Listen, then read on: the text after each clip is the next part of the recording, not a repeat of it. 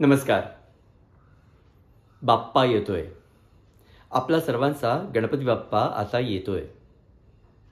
हं.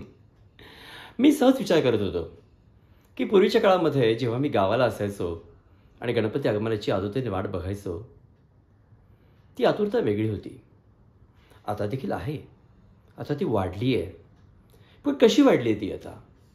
ती वाढली आता गर्दीने, ढोल ताशाच्या आवाजाने, कर्णकर्कश रेकॉर्डने,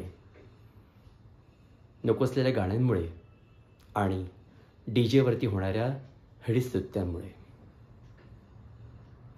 अर्थात अत्यंत विसंगत असं काहीतरी घडतंय. ज्या कारणाकरता आपण सार्वजनिक गणेशोत्सव साजरे केले गेले, जे टिळकांनी सुरू केले, ते कारण आता बाजूलाच पडले असं वाटायला लागलंय. आता फक्त गणपती हा एक गोंधळ असलेल्या अशा अवस्थेमध्ये इथे येतो.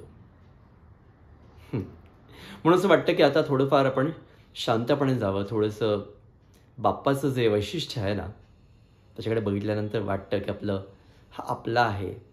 पण त्याच्याकरता एवढा आवाज करायची गरज आहे का? थोडा शांतपणा घ्या. जेव्हा आवाज करायचा तेव्हा नक्कीच करा.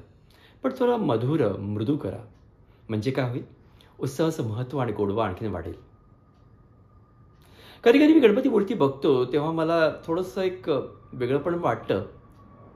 त्या दिवशी बघितलं गणपती साईबाबाच्या वेशामध्ये होता, पण सोंड लावला होता. कुठेतरी गल्लत वाटली मला, की बाप्पाचं रूप जे आहे ना, ते मूलतः त्याचंच रूप आहे ना. मग आपण कशाला ते मिक्सिंग करायचं? मिक्सिंग करणं चांगलं असतं, पण कधी कधी मनाला ते पटत नाही. त्याचा फारसा इम्पॅक्ट पण होत नाही.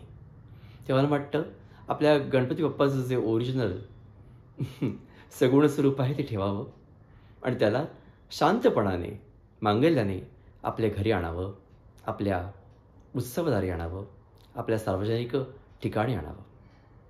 मला वाटतं समाजाचा हा जो गुण आहे, उत्सव मूर्तीपणाचा, तो वाढेल, पण शांततेने वाढेल.